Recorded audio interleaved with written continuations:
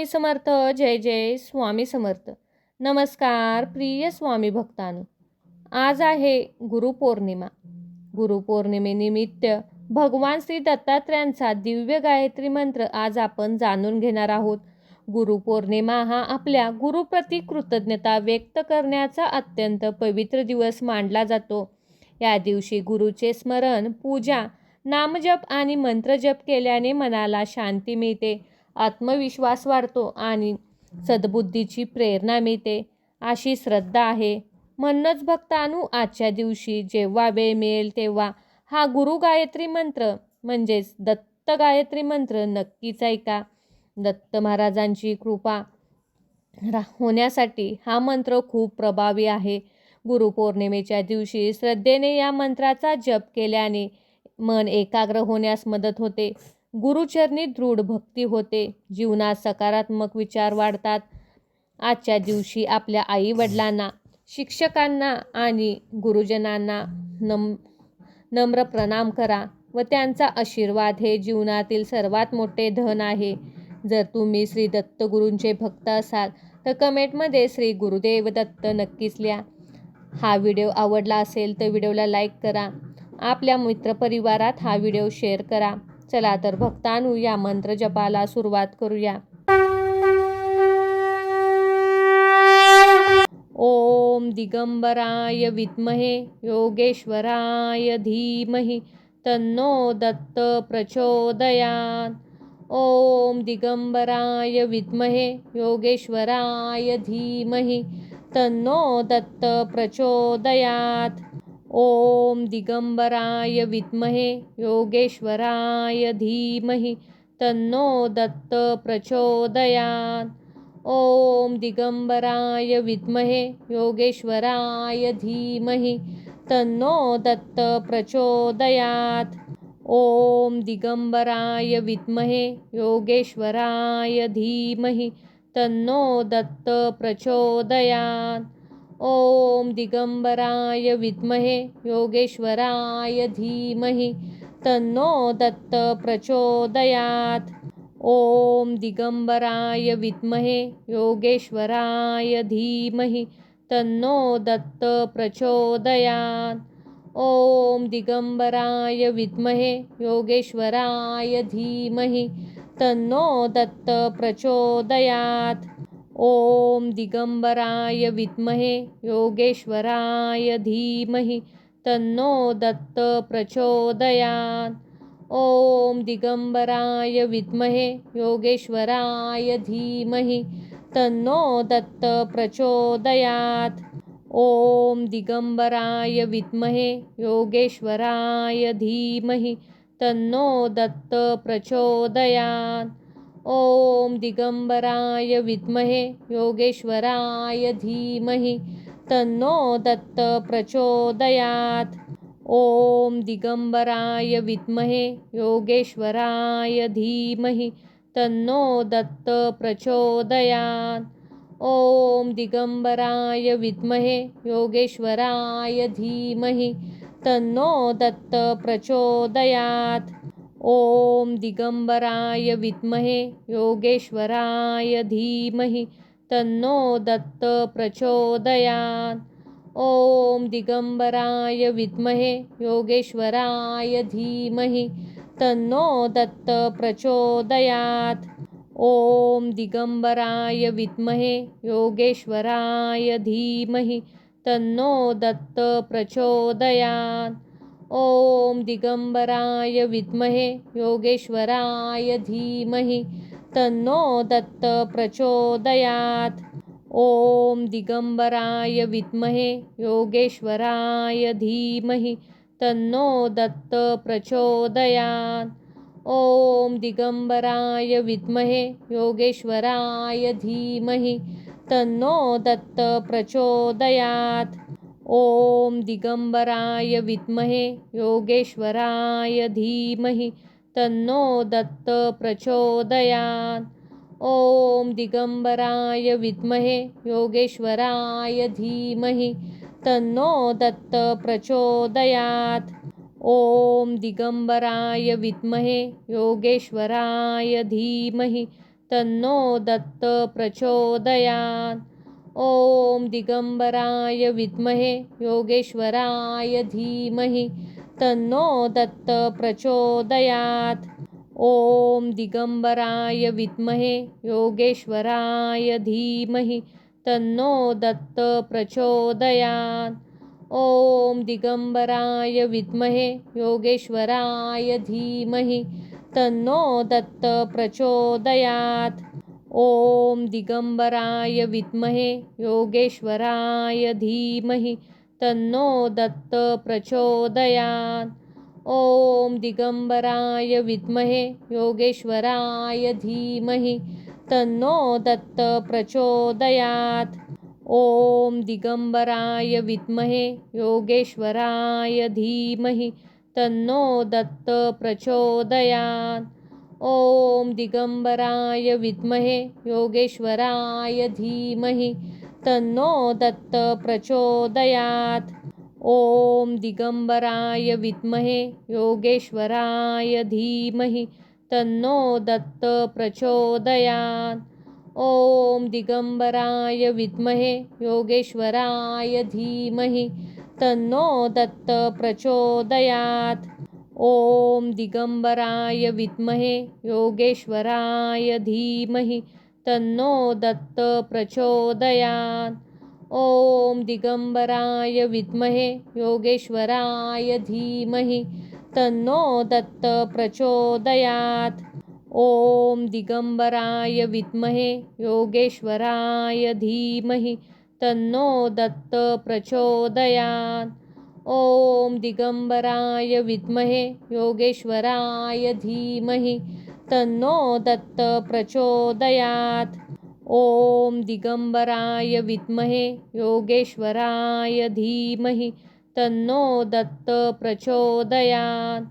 ॐ दिगंबराय विद्महे योगेश्वराय धीमहि तन्नो दत्त प्रचोदयात्। ॐ दिगंबराय विद्महे योगेश्वराय धीमहि तन्नो दत्त प्रचोदयात्। ॐ दिगंबराय विद्महे योगेश्वराय धीमहि तन्नो दत्त प्रचोदयात्। ॐ दिगंबराय विद्महे योगेश्वराय धीमहि तन्नो दत्त प्रचोदयात्। ॐ दिगंबराय विद्महे योगेश्वराय धीमहि तन्नो दत्त प्रचोदयात्। ॐ दिगंबराय विद्महे योगेश्वराय धीमहि तन्नो दत्त प्रचोदयात्। ॐ दिगंबराय विद्महे योगेश्वराय धीमहि तन्नो दत्त प्रचोदयात्। ॐ दिगंबराय विद्महे योगेश्वराय धीमहि तन्नो दत्त प्रचोदयात्। ॐ दिगंबराय विद्महे योगेश्वराय धीमहि तन्नो दत्त प्रचोदयात्। ॐ दिगंबराय विद्महे योगेश्वराय धीमहि तन्नो दत्त प्रचोदयात्। ॐ दिगंबराय विद्महे योगेश्वराय धीमहि तन्नो दत्त प्रचोदयात्। ॐ दिगंबराय विद्महे योगेश्वराय धीमहि तन्नो दत्त प्रचोदयात्। ॐ दिगंबराय विद्महे योगेश्वराय धीमहि तन्नो दत्त प्रचोदयात्। ॐ दिगंबराय विद्महे योगेश्वराय धीमहि तन्नो दत्त प्रचोदयात्। ॐ दिगंबराय विद्महे योगेश्वराय धीमहि तन्नो दत्त प्रचोदयात्। ॐ दिगंबराय विद्महे योगेश्वराय धीमहि तन्नो दत्त प्रचोदयात्। ॐ दिगंबराय विद्महे योगेश्वराय धीमहि तन्नो दत्त प्रचोदयात्। ॐ दिगंबराय विद्महे योगेश्वराय धीमहि तन्नो दत्त प्रचोदयात्। ॐ दिगंबराय विद्महे योगेश्वराय धीमहि तन्नो दत्त प्रचोदयात्। ॐ दिगंबराय विद्महे योगेश्वराय धीमहि तन्नो दत्त प्रचोदयात्। ॐ दिगंबराय विद्महे योगेश्वराय धीमहि तन्नो दत्त प्रचोदयात्। ॐ दिगंबराय विद्महे योगेश्वराय धीमहि तन्नो दत्त प्रचोदयात्। ॐ दिगंबराय विद्महे योगेश्वराय धीमहि तन्नो दत्त प्रचोदयात्। ॐ दिगंबराय विद्महे योगेश्वराय धीमहि तन्नो दत्त प्रचोदयात्। ॐ दिगंबराय विद्महे योगेश्वराय धीमहि तन्नो दत्त प्रचोदयात्। ॐ दिगंबराय विद्महे योगेश्वराय धीमहि तन्नो दत्त प्रचोदयात्। ॐ दिगंबराय विद्महे योगेश्वराय धीमहि तन्नो दत्त प्रचोदयात्। ॐ दिगंबराय विद्महे योगेश्वराय धीमहि तन्नो दत्त प्रचोदयात्। ॐ दिगंबराय विद्महे योगेश्वराय धीमहि तन्नो दत्त प्रचोदयात्। ॐ दिगंबराय विद्महे योगेश्वराय धीमहि तन्नो दत्त प्रचोदयात्। ॐ दिगंबराय विद्महे योगेश्वराय धीमहि तन्नो दत्त प्रचोदयात्। ॐ दिगंबराय विद्महे योगेश्वराय धीमहि तन्नो दत्त प्रचोदयात्। ॐ दिगंबराय विद्महे योगेश्वराय धीमहि तन्नो दत्त प्रचोदयात्। ॐ दिगंबराय विद्महे योगेश्वराय धीमहि तन्नो दत्त प्रचोदयात्। ॐ दिगंबराय विद्महे योगेश्वराय धीमहि तन्नो दत्त प्रचोदयात्। ॐ दिगंबराय विद्महे योगेश्वराय धीमहि तन्नो दत्त प्रचोदयात्। ॐ दिगंबराय विद्महे योगेश्वराय धीमहि तन्नो दत्त प्रचोदयात्। ॐ दिगंबराय विद्महे योगेश्वराय धीमहि तन्नो दत्त प्रचोदयात्।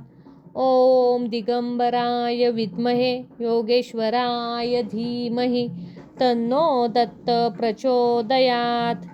ॐ दिगंबराय विद्महे योगेश्वराय धीमहि तन्नो दत्त प्रचोदयात्। ॐ दिगंबराय विद्महे योगेश्वराय धीमहि तन्नो दत्त प्रचोदयात्। ॐ दिगंबराय विद्महे योगेश्वराय धीमहि तन्नो दत्त प्रचोदयात्। ॐ दिगंबराय विद्महे योगेश्वराय धीमहि तन्नो दत्त प्रचोदयात्। ॐ दिगंबराय विद्महे योगेश्वराय धीमहि तन्नो दत्त प्रचोदयात्। ॐ दिगंबराय विद्महे योगेश्वराय धीमहि तन्नो दत्त प्रचोदयात्। ॐ दिगंबराय विद्महे योगेश्वराय धीमहि तन्नो दत्त प्रचोदयात्। ॐ दिगंबराय विद्महे योगेश्वराय धीमहि तन्नो दत्त प्रचोदयात्। ॐ दिगंबराय विद्महे योगेश्वराय धीमहि तन्नो दत्त प्रचोदयात्। ॐ दिगंबराय विद्महे योगेश्वराय धीमहि तन्नो दत्त प्रचोदयात्। ॐ दिगंबराय विद्महे योगेश्वराय धीमहि तन्नो दत्त प्रचोदयात्। ॐ दिगंबराय विद्महे योगेश्वराय धीमहि तन्नो दत्त प्रचोदयात्। ॐ दिगंबराय विद्महे योगेश्वराय धीमहि तन्नो दत्त प्रचोदयात्। ॐ दिगंबराय विद्महे योगेश्वराय धीमहि तन्नो दत्त प्रचोदयात्। ॐ दिगंबराय विद्महे योगेश्वराय धीमहि तन्नो दत्त प्रचोदयात्। ॐ दिगंबराय विद्महे योगेश्वराय धीमहि तन्नो दत्त प्रचोदयात्। ॐ दिगंबराय विद्महे योगेश्वराय धीमहि तन्नो दत्त प्रचोदयात्। ॐ दिगंबराय विद्महे योगेश्वराय धीमहि तन्नो दत्त प्रचोदयात्। ॐ दिगंबराय विद्महे योगेश्वराय धीमहि तन्नो दत्त प्रचोदयात्। ॐ दिगंबराय विद्महे योगेश्वराय धीमहि तन्नो दत्त प्रचोदयात्। ॐ दिगंबराय विद्महे योगेश्वराय धीमहि तन्नो दत्त प्रचोदयात्। ॐ दिगंबराय विद्महे योगेश्वराय धीमहि तन्नो दत्त प्रचोदयात्। ॐ दिगंबराय विद्महे योगेश्वराय धीमहि तन्नो दत्त प्रचोदयात्। ॐ दिगंबराय विद्महे योगेश्वराय धीमहि तन्नो दत्त प्रचोदयात्। ॐ दिगंबराय विद्महे योगेश्वराय धीमहि तन्नो दत्त प्रचोदयात्। ॐ दिगंबराय विद्महे योगेश्वराय धीमहि तन्नो दत्त प्रचोदयात्।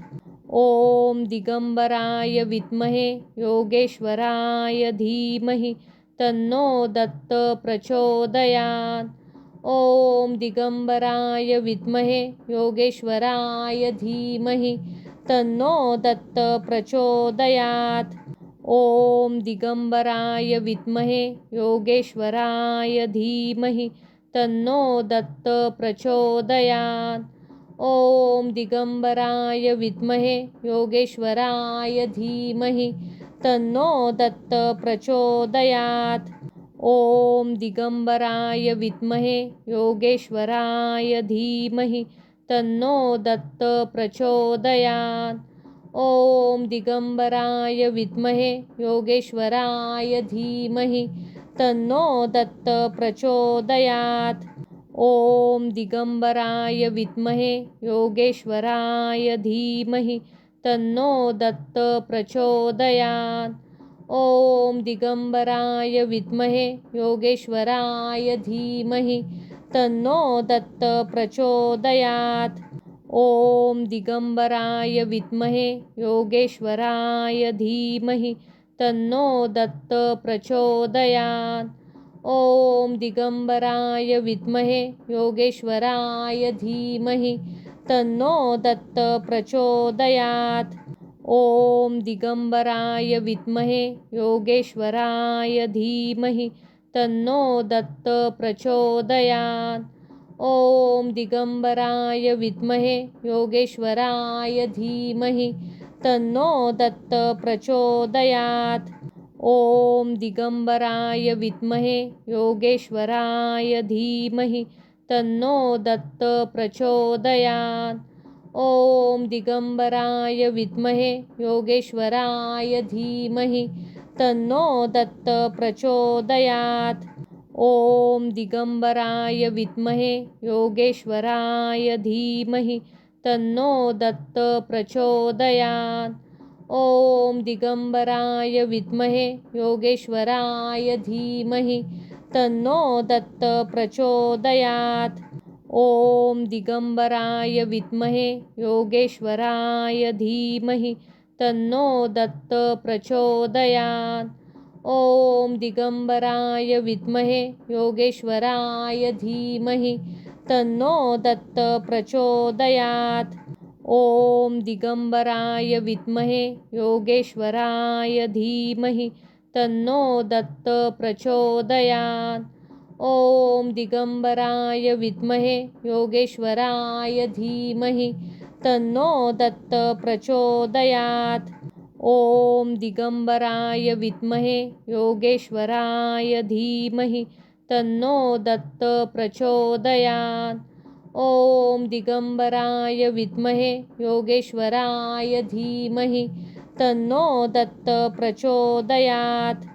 ॐ दिगंबराय विद्महे योगेश्वराय धीमहि तन्नो दत्त प्रचोदयात्।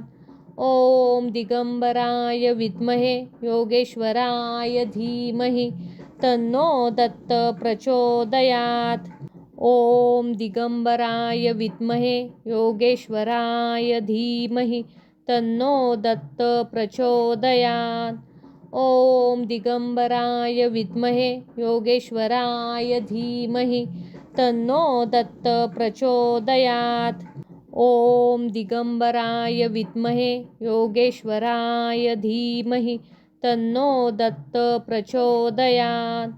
ॐ दिगंबराय विद्महे योगेश्वराय धीमहि तन्नो दत्त प्रचोदयात्। ॐ दिगंबराय विद्महे योगेश्वराय धीमहि तन्नो दत्त प्रचोदयात्। ॐ दिगंबराय विद्महे योगेश्वराय धीमहि तन्नो दत्त प्रचोदयात्। ॐ दिगंबराय विद्महे योगेश्वराय धीमहि तन्नो दत्त प्रचोदयात्। ॐ दिगंबराय विद्महे योगेश्वराय धीमहि तन्नो दत्त प्रचोदयात्। ॐ दिगंबराय विद्महे योगेश्वराय धीमहि तन्नो दत्त प्रचोदयात्। ॐ दिगंबराय विद्महे योगेश्वराय धीमहि तन्नो दत्त प्रचोदयात्। ॐ दिगंबराय विद्महे योगेश्वराय धीमहि तन्नो दत्त प्रचोदयात्। ॐ दिगंबराय विद्महे योगेश्वराय धीमहि तन्नो दत्त प्रचोदयात्। ॐ दिगंबराय विद्महे योगेश्वराय धीमहि तन्नो दत्त प्रचोदयात्। ॐ दिगंबराय विद्महे योगेश्वराय धीमहि तन्नो दत्त प्रचोदयात्। ॐ दिगंबराय विद्महे योगेश्वराय धीमहि तन्नो दत्त प्रचोदयात्। ॐ दिगंबराय विद्महे योगेश्वराय धीमहि तन्नो दत्त प्रचोदयात्। ॐ दिगंबराय विद्महे योगेश्वराय धीमहि तन्नो दत्त प्रचोदयात्। ॐ दिगंबराय विद्महे योगेश्वराय धीमहि तन्नो दत्त प्रचोदयात्। ॐ दिगंबराय विद्महे योगेश्वराय धीमहि तन्नो दत्त प्रचोदयात्। ॐ दिगंबराय विद्महे योगेश्वराय धीमहि तन्नो दत्त प्रचोदयात्। ॐ दिगंबराय विद्महे योगेश्वराय धीमहि तन्नो दत्त प्रचोदयात्। ॐ दिगंबराय विद्महे योगेश्वराय धीमहि तन्नो दत्त प्रचोदयात्। ॐ दिगंबराय विद्महे योगेश्वराय धीमहि तन्नो दत्त प्रचोदयात्। ॐ दिगंबराय विद्महे योगेश्वराय धीमहि तन्नो दत्त प्रचोदयात्। ॐ दिगंबराय विद्महे योगेश्वराय धीमहि तन्नो दत्त प्रचोदयात्। ॐ दिगंबराय विद्महे योगेश्वराय धीमहि तन्नो दत्त प्रचोदयात्। ॐ दिगंबराय विद्महे योगेश्वराय धीमहि तन्नो दत्त प्रचोदयात्। ॐ दिगंबराय विद्महे योगेश्वराय धीमहि तन्नो दत्त प्रचोदयात्। ॐ दिगंबराय विद्महे योगेश्वराय धीमहि तन्नो दत्त प्रचोदयात्। ॐ दिगंबराय विद्महे योगेश्वराय धीमहि तन्नो दत्त प्रचोदयात्। ॐ दिगंबराय विद्महे योगेश्वराय धीमहि तन्नो दत्त प्रचोदयात्। ॐ दिगंबराय विद्महे योगेश्वराय धीमहि तन्नो दत्त प्रचोदयात्। ॐ दिगंबराय विद्महे योगेश्वराय धीमहि तन्नो दत्त प्रचोदयात्। ॐ दिगंबराय विद्महे योगेश्वराय धीमहि तन्नो दत्त प्रचोदयात्। ॐ दिगंबराय विद्महे योगेश्वराय धीमहि तन्नो दत्त प्रचोदयात्। ॐ दिगंबराय विद्महे योगेश्वराय धीमहि तन्नो दत्त प्रचोदयात्। ॐ दिगंबराय विद्महे योगेश्वराय धीमहि तन्नो दत्त प्रचोदयात्। ॐ दिगंबराय विद्महे योगेश्वराय धीमहि तन्नो दत्त प्रचोदयात्। ॐ दिगंबराय विद्महे योगेश्वराय धीमहि तन्नो दत्त प्रचोदयात्। ॐ दिगंबराय विद्महे योगेश्वराय धीमहि तन्नो दत्त प्रचोदयात्। ॐ दिगंबराय विद्महे योगेश्वराय धीमहि तन्नो दत्त प्रचोदयात्। ॐ दिगंबराय विद्महे योगेश्वराय धीमहि तन्नो दत्त प्रचोदयात्। ॐ दिगंबराय विद्महे योगेश्वराय धीमहि तन्नो दत्त प्रचोदयात्। ॐ दिगंबराय विद्महे योगेश्वराय धीमहि तन्नो दत्त प्रचोदयात्। ॐ दिगंबराय विद्महे योगेश्वराय धीमहि तन्नो दत्त प्रचोदयात्। ॐ दिगंबराय विद्महे योगेश्वराय धीमहि तन्नो दत्त प्रचोदयात्। ॐ दिगंबराय विद्महे योगेश्वराय धीमहि तन्नो दत्त प्रचोदयात्। ॐ दिगंबराय विद्महे योगेश्वराय धीमहि तन्नो दत्त प्रचोदयात्। ॐ दिगंबराय विद्महे योगेश्वराय धीमहि तन्नो दत्त प्रचोदयात्। ॐ दिगंबराय विद्महे योगेश्वराय धीमहि तन्नो दत्त प्रचोदयात्। ॐ दिगंबराय विद्महे योगेश्वराय धीमहि तन्नो दत्त प्रचोदयात्।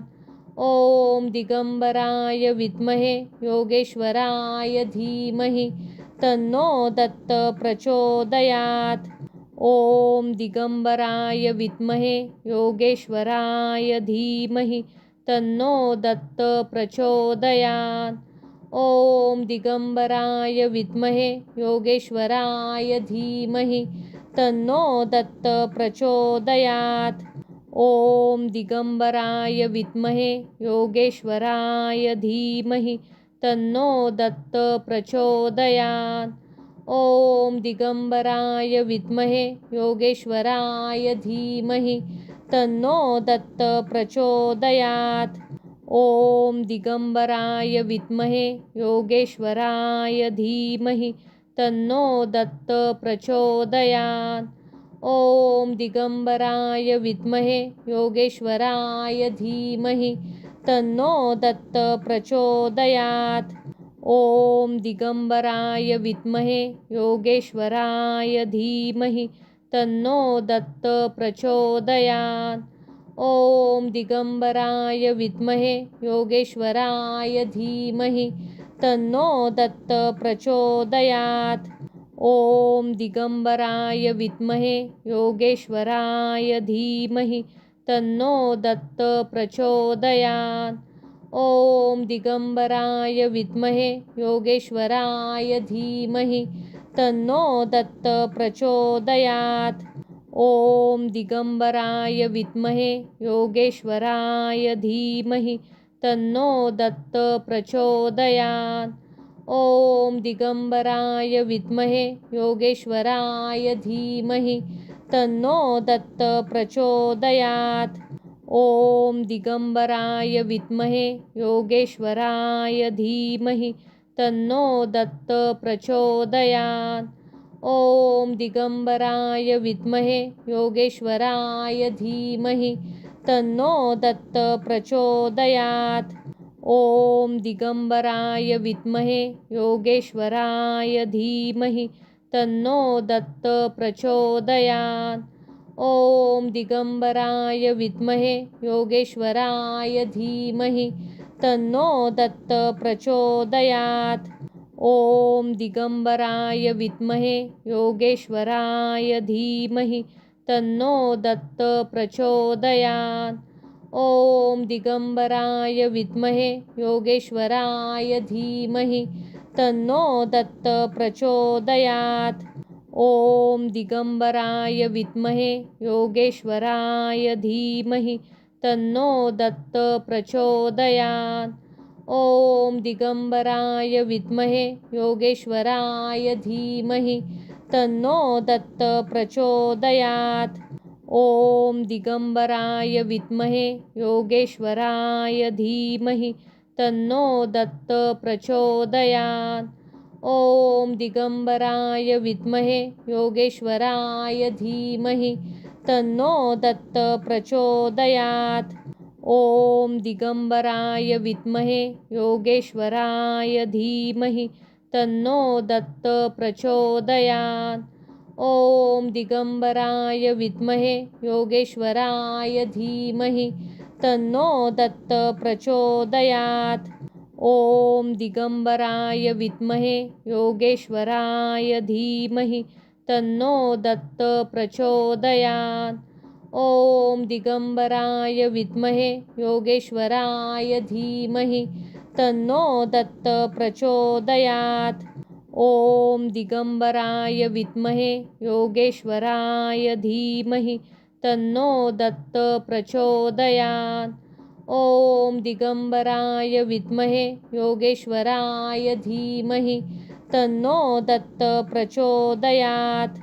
ॐ दिगंबराय विद्महे योगेश्वराय धीमहि तन्नो दत्त प्रचोदयात्। ॐ दिगंबराय विद्महे योगेश्वराय धीमहि तन्नो दत्त प्रचोदयात्। ॐ दिगंबराय विद्महे योगेश्वराय धीमहि तन्नो दत्त प्रचोदयात्। ॐ दिगंबराय विद्महे योगेश्वराय धीमहि तन्नो दत्त प्रचोदयात्। ॐ दिगंबराय विद्महे योगेश्वराय धीमहि तन्नो दत्त प्रचोदयात्। ॐ दिगंबराय विद्महे योगेश्वराय धीमहि तन्नो दत्त प्रचोदयात्। ॐ दिगंबराय विद्महे योगेश्वराय धीमहि तन्नो दत्त प्रचोदयात्। ॐ दिगंबराय विद्महे योगेश्वराय धीमहि तन्नो दत्त प्रचोदयात्। ॐ दिगंबराय विद्महे योगेश्वराय धीमहि तन्नो दत्त प्रचोदयात्। ॐ दिगंबराय विद्महे योगेश्वराय धीमहि तन्नो दत्त प्रचोदयात्। ॐ दिगंबराय विद्महे योगेश्वराय धीमहि तन्नो दत्त प्रचोदयात्। ॐ दिगंबराय विद्महे योगेश्वराय धीमहि तन्नो दत्त प्रचोदयात्। ॐ दिगंबराय विद्महे योगेश्वराय धीमहि तन्नो दत्त प्रचोदयात्। ॐ दिगंबराय विद्महे योगेश्वराय धीमहि तन्नो दत्त प्रचोदयात्।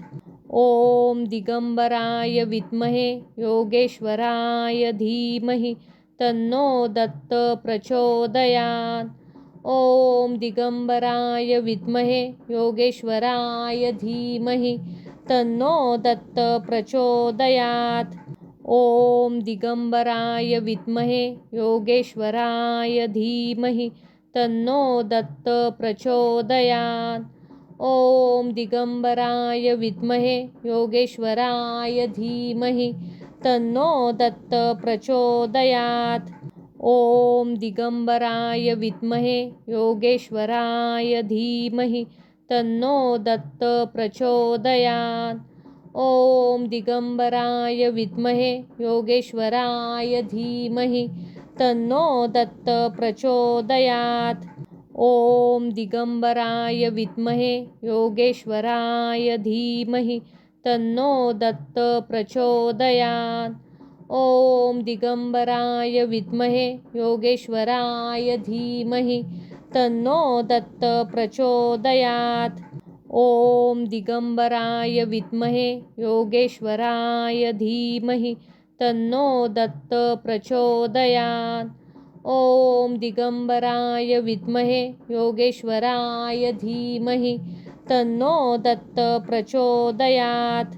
ॐ दिगंबराय विद्महे योगेश्वराय धीमहि तन्नो दत्त प्रचोदयात्। ॐ दिगंबराय विद्महे योगेश्वराय धीमहि तन्नो दत्त प्रचोदयात्।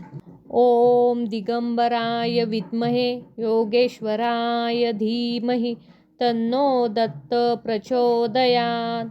ॐ दिगंबराय विद्महे योगेश्वराय धीमहि तन्नो दत्त प्रचोदयात्।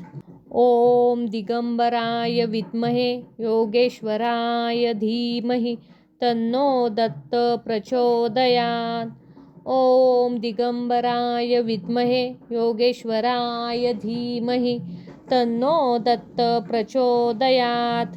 ॐ दिगंबराय विद्महे योगेश्वराय धीमहि तन्नो दत्त प्रचोदयात्। ॐ दिगंबराय विद्महे योगेश्वराय धीमहि तन्नो दत्त प्रचोदयात्। ॐ दिगंबराय विद्महे योगेश्वराय धीमहि तन्नो दत्त प्रचोदयात्। ॐ दिगंबराय विद्महे योगेश्वराय धीमहि तन्नो दत्त प्रचोदयात्। ॐ दिगंबराय विद्महे योगेश्वराय धीमहि तन्नो दत्त प्रचोदयात्। ॐ दिगंबराय विद्महे योगेश्वराय धीमहि तन्नो दत्त प्रचोदयात्। ॐ दिगंबराय विद्महे योगेश्वराय धीमहि तन्नो दत्त प्रचोदयात्। ॐ दिगंबराय विद्महे योगेश्वराय धीमहि तन्नो दत्त प्रचोदयात्। ॐ दिगंबराय विद्महे योगेश्वराय धीमहि तन्नो दत्त प्रचोदयात्। ॐ दिगंबराय विद्महे योगेश्वराय धीमहि तन्नो दत्त प्रचोदयात्। ॐ दिगंबराय विद्महे योगेश्वराय धीमहि तन्नो दत्त प्रचोदयात्। ॐ दिगंबराय विद्महे योगेश्वराय धीमहि तन्नो दत्त प्रचोदयात्। ॐ दिगंबराय विद्महे योगेश्वराय धीमहि तन्नो दत्त प्रचोदयात्। ॐ दिगंबराय विद्महे योगेश्वराय धीमहि तन्नो दत्त प्रचोदयात्। ॐ दिगंबराय विद्महे योगेश्वराय धीमहि तन्नो दत्त प्रचोदयात्। ॐ दिगंबराय विद्महे योगेश्वराय धीमहि तन्नो दत्त प्रचोदयात्। ॐ दिगंबराय विद्महे योगेश्वराय धीमहि तन्नो दत्त प्रचोदयात्। ॐ दिगंबराय विद्महे योगेश्वराय धीमहि तन्नो दत्त प्रचोदयात्। ॐ दिगंबराय विद्महे योगेश्वराय धीमहि तन्नो दत्त प्रचोदयात्। ॐ दिगंबराय विद्महे योगेश्वराय धीमहि तन्नो दत्त प्रचोदयात्। ॐ दिगंबराय विद्महे योगेश्वराय धीमहि तन्नो दत्त प्रचोदयात्। ॐ दिगंबराय विद्महे योगेश्वराय धीमहि तन्नो दत्त प्रचोदयात्। ॐ दिगंबराय विद्महे योगेश्वराय धीमहि तन्नो दत्त प्रचोदयात्। ॐ दिगंबराय विद्महे योगेश्वराय धीमहि तन्नो दत्त प्रचोदयात्। ॐ दिगंबराय विद्महे योगेश्वराय धीमहि तन्नो दत्त प्रचोदयात्। ॐ दिगंबराय विद्महे योगेश्वराय धीमहि तन्नो दत्त प्रचोदयात्। ॐ दिगंबराय विद्महे योगेश्वराय धीमहि तन्नो दत्त प्रचोदयात्। ॐ दिगंबराय विद्महे योगेश्वराय धीमहि तन्नो दत्त प्रचोदयात्। ॐ दिगंबराय विद्महे योगेश्वराय धीमहि तन्नो दत्त प्रचोदयात्। ॐ दिगंबराय विद्महे योगेश्वराय धीमहि तन्नो दत्त प्रचोदयात्। ॐ दिगंबराय विद्महे योगेश्वराय धीमहि तन्नो दत्त प्रचोदयात्। ॐ दिगंबराय विद्महे योगेश्वराय धीमहि तन्नो दत्त प्रचोदयात्। ॐ दिगंबराय विद्महे योगेश्वराय धीमहि तन्नो दत्त प्रचोदयात्। ॐ दिगंबराय विद्महे योगेश्वराय धीमहि तन्नो दत्त प्रचोदयात्। ॐ दिगंबराय विद्महे योगेश्वराय धीमहि तन्नो दत्त प्रचोदयात्। ॐ दिगंबराय विद्महे योगेश्वराय धीमहि तन्नो दत्त प्रचोदयात्। ॐ दिगंबराय विद्महे योगेश्वराय धीमहि तन्नो दत्त प्रचोदयात्। ॐ दिगंबराय विद्महे योगेश्वराय धीमहि तन्नो दत्त प्रचोदयात्। ॐ दिगंबराय विद्महे योगेश्वराय धीमहि तन्नो दत्त प्रचोदयात्। ॐ दिगंबराय विद्महे योगेश्वराय धीमहि तन्नो दत्त प्रचोदयात्। ॐ दिगंबराय विद्महे योगेश्वराय धीमहि तन्नो दत्त प्रचोदयात्। ॐ दिगंबराय विद्महे योगेश्वराय धीमहि तन्नो दत्त प्रचोदयात्। ॐ दिगंबराय विद्महे योगेश्वराय धीमहि तन्नो दत्त प्रचोदयात्। ॐ दिगंबराय विद्महे योगेश्वराय धीमहि तन्नो दत्त प्रचोदयात्। ॐ दिगंबराय विद्महे योगेश्वराय धीमहि तन्नो दत्त प्रचोदयात्। ॐ दिगंबराय विद्महे योगेश्वराय धीमहि तन्नो दत्त प्रचोदयात्। ॐ दिगंबराय विद्महे योगेश्वराय धीमहि तन्नो दत्त प्रचोदयात्। ॐ दिगंबराय विद्महे योगेश्वराय धीमहि तन्नो दत्त प्रचोदयात्। ॐ दिगंबराय विद्महे योगेश्वराय धीमहि तन्नो दत्त प्रचोदयात्। ॐ दिगंबराय विद्महे योगेश्वराय धीमहि तन्नो दत्त प्रचोदयात्। ॐ दिगंबराय विद्महे योगेश्वराय धीमहि तन्नो दत्त प्रचोदयात्। ॐ दिगंबराय विद्महे योगेश्वराय धीमहि तन्नो दत्त प्रचोदयात्। ॐ दिगंबराय विद्महे योगेश्वराय धीमहि तन्नो दत्त प्रचोदयात्। ॐ दिगंबराय विद्महे योगेश्वराय धीमहि तन्नो दत्त प्रचोदयात्। ॐ दिगंबराय विद्महे योगेश्वराय धीमहि तन्नो दत्त प्रचोदयात्। ॐ दिगंबराय विद्महे योगेश्वराय धीमहि तन्नो दत्त प्रचोदयात्। ॐ दिगंबराय विद्महे योगेश्वराय धीमहि तन्नो दत्त प्रचोदयात्। ॐ दिगंबराय विद्महे योगेश्वराय धीमहि तन्नो दत्त प्रचोदयात्। ॐ दिगंबराय विद्महे योगेश्वराय धीमहि तन्नो दत्त प्रचोदयात्। ॐ दिगंबराय विद्महे योगेश्वराय धीमहि तन्नो दत्त प्रचोदयात्। ॐ दिगंबराय विद्महे योगेश्वराय धीमहि तन्नो दत्त प्रचोदयात्। ॐ दिगंबराय विद्महे योगेश्वराय धीमहि तन्नो दत्त प्रचोदयात्। ॐ दिगंबराय विद्महे योगेश्वराय धीमहि तन्नो दत्त प्रचोदयात्।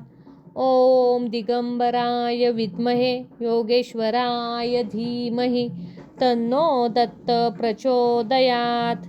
ॐ दिगंबराय विद्महे योगेश्वराय धीमहि तन्नो दत्त प्रचोदयात्। ॐ दिगंबराय विद्महे योगेश्वराय धीमहि तन्नो दत्त प्रचोदयात्। ॐ दिगंबराय विद्महे योगेश्वराय धीमहि तन्नो दत्त प्रचोदयात्। ॐ दिगंबराय विद्महे योगेश्वराय धीमहि तन्नो दत्त प्रचोदयात्। ॐ दिगंबराय विद्महे योगेश्वराय धीमहि तन्नो दत्त प्रचोदयात्। ॐ दिगंबराय विद्महे योगेश्वराय धीमहि तन्नो दत्त प्रचोदयात्। ॐ दिगंबराय विद्महे योगेश्वराय धीमहि तन्नो दत्त प्रचोदयात्।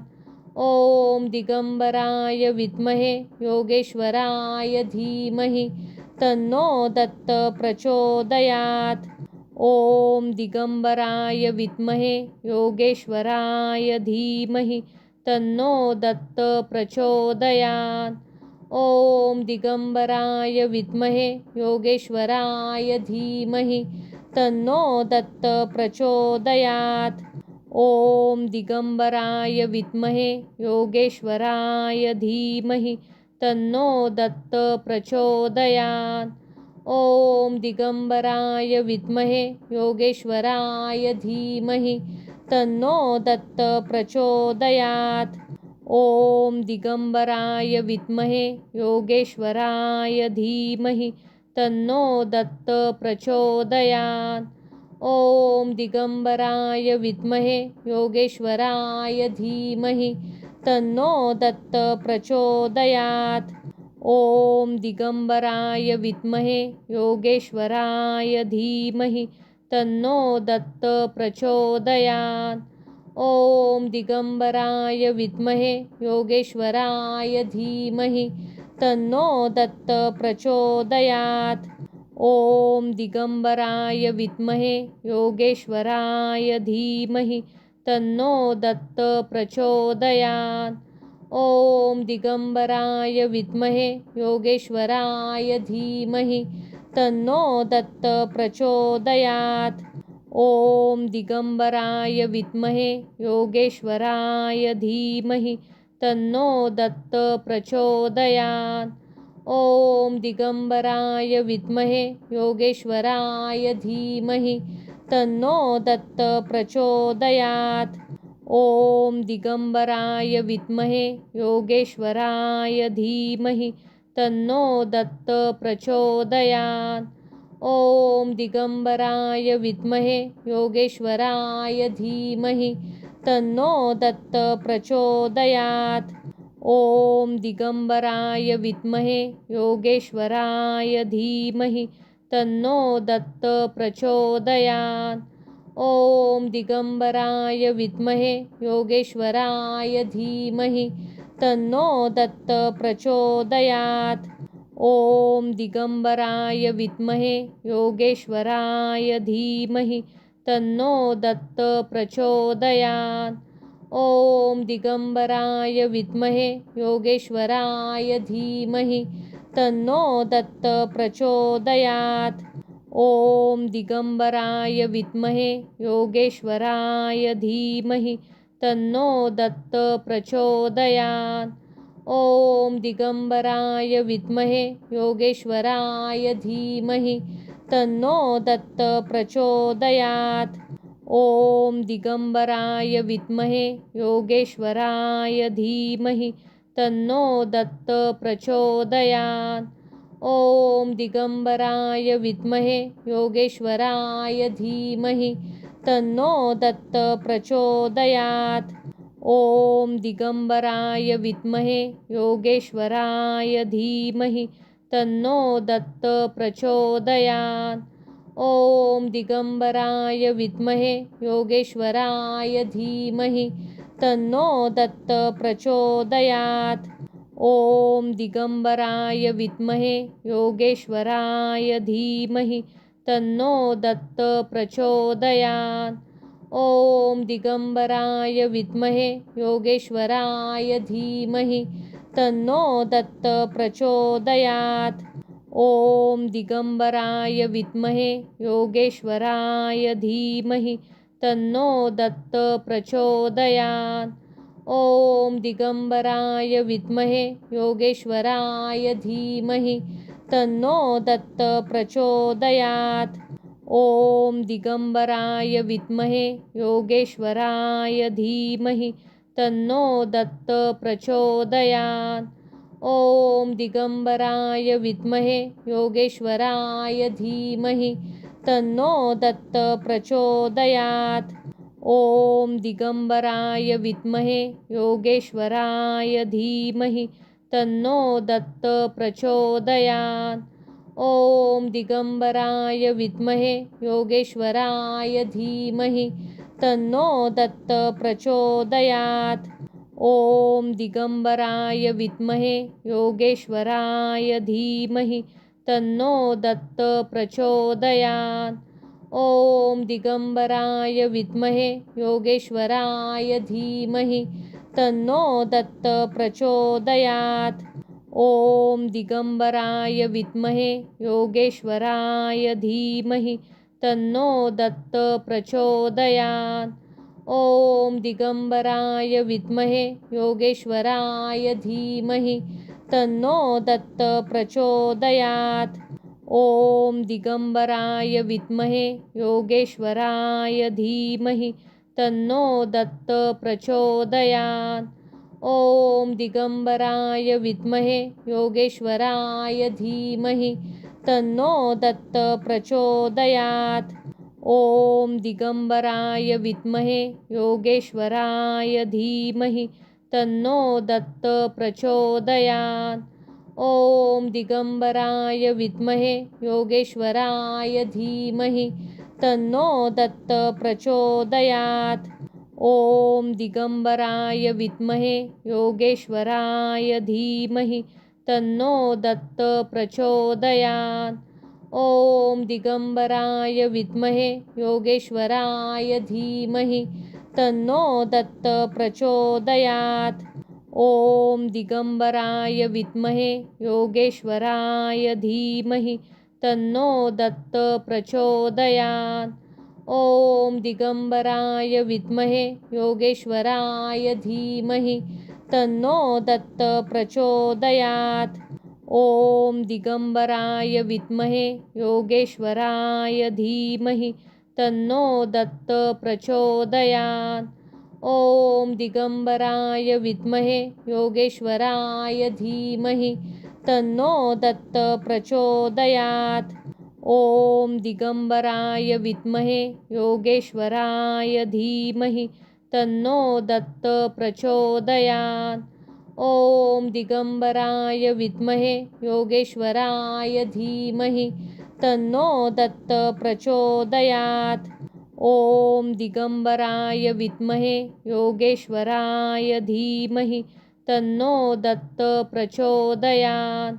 ॐ दिगंबराय विद्महे योगेश्वराय धीमहि तन्नो दत्त प्रचोदयात्। ॐ दिगंबराय विद्महे योगेश्वराय धीमहि तन्नो दत्त प्रचोदयात्। ॐ दिगंबराय विद्महे योगेश्वराय धीमहि तन्नो दत्त प्रचोदयात्। ॐ दिगंबराय विद्महे योगेश्वराय धीमहि तन्नो दत्त प्रचोदयात्। ॐ दिगंबराय विद्महे योगेश्वराय धीमहि तन्नो दत्त प्रचोदयात्। ॐ दिगंबराय विद्महे योगेश्वराय धीमहि तन्नो दत्त प्रचोदयात्। ॐ दिगंबराय विद्महे योगेश्वराय धीमहि तन्नो दत्त प्रचोदयात्। ॐ दिगंबराय विद्महे योगेश्वराय धीमहि तन्नो दत्त प्रचोदयात्।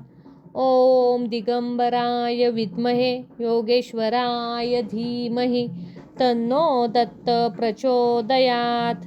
ॐ दिगंबराय विद्महे योगेश्वराय धीमहि तन्नो दत्त प्रचोदयात्।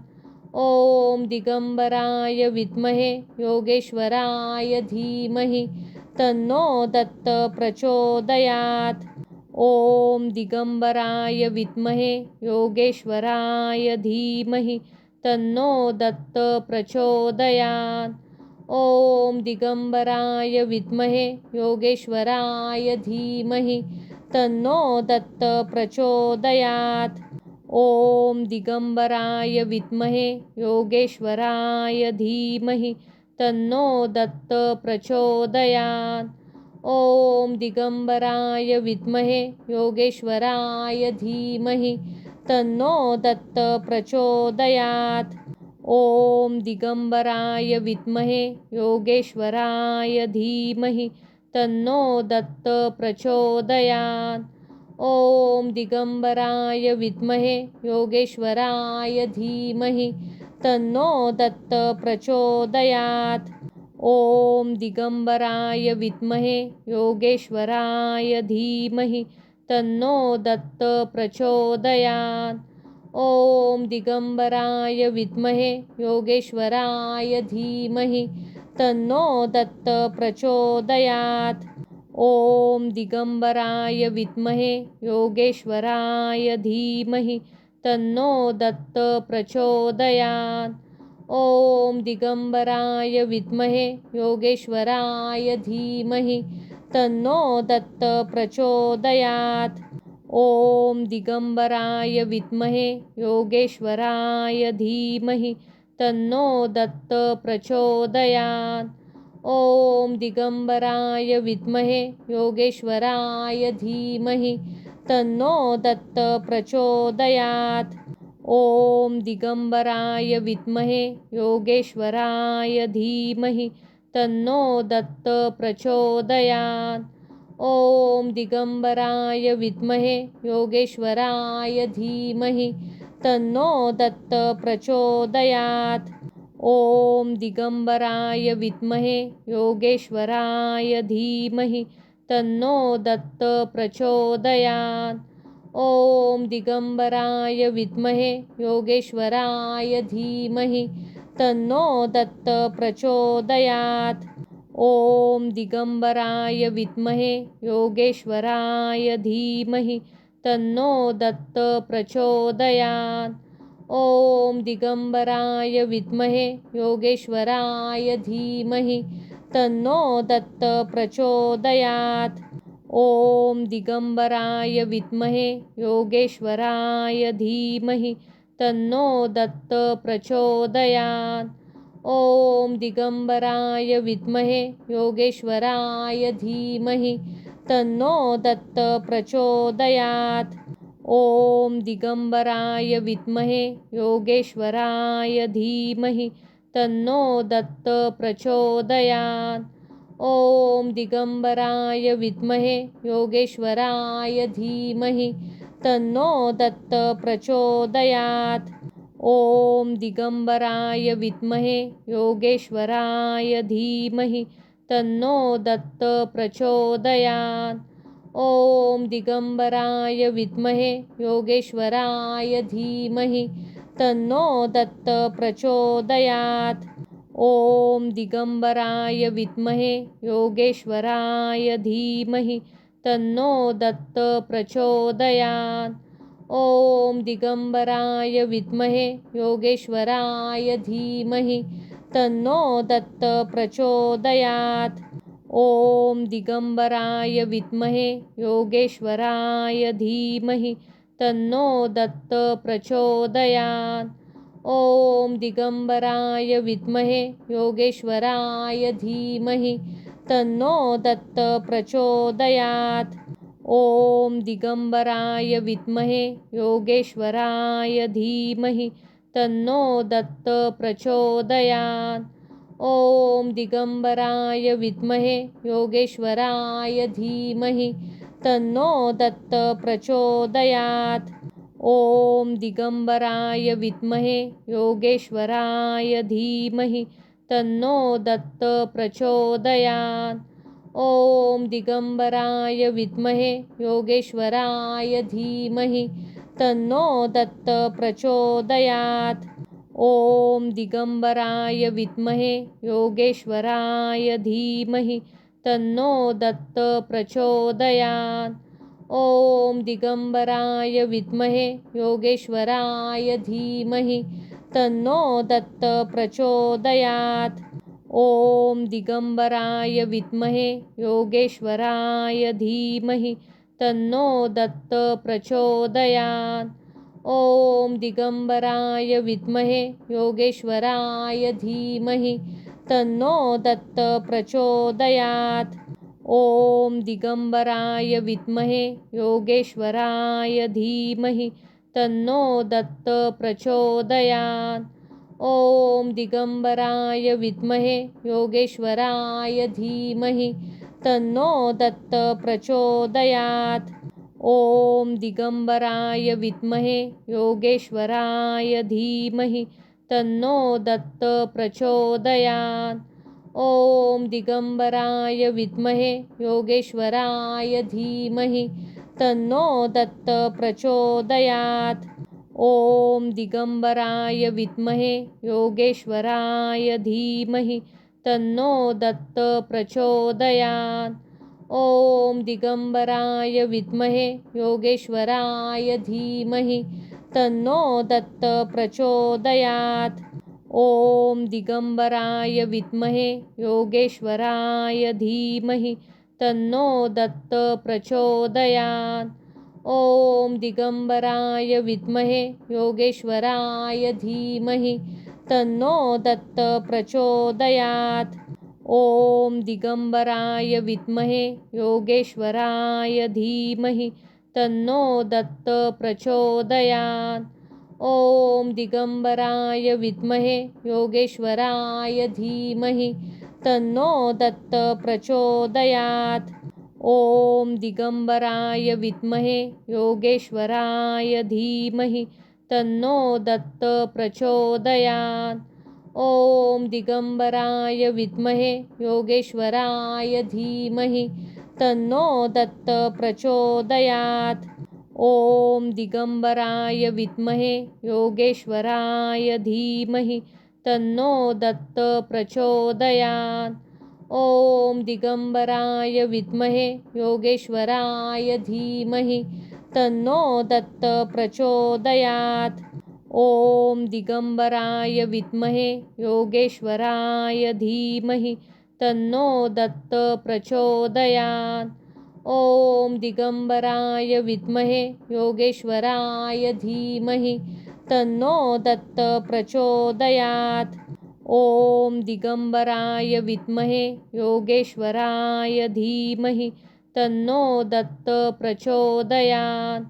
ॐ दिगंबराय विद्महे योगेश्वराय धीमहि तन्नो दत्त प्रचोदयात्।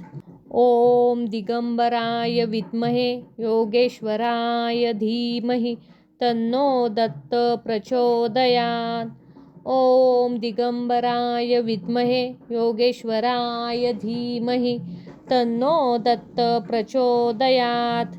ॐ दिगंबराय विद्महे योगेश्वराय धीमहि तन्नो दत्त प्रचोदयात्। ॐ दिगंबराय विद्महे योगेश्वराय धीमहि तन्नो दत्त प्रचोदयात्। ॐ दिगंबराय विद्महे योगेश्वराय धीमहि तन्नो दत्त प्रचोदयात्।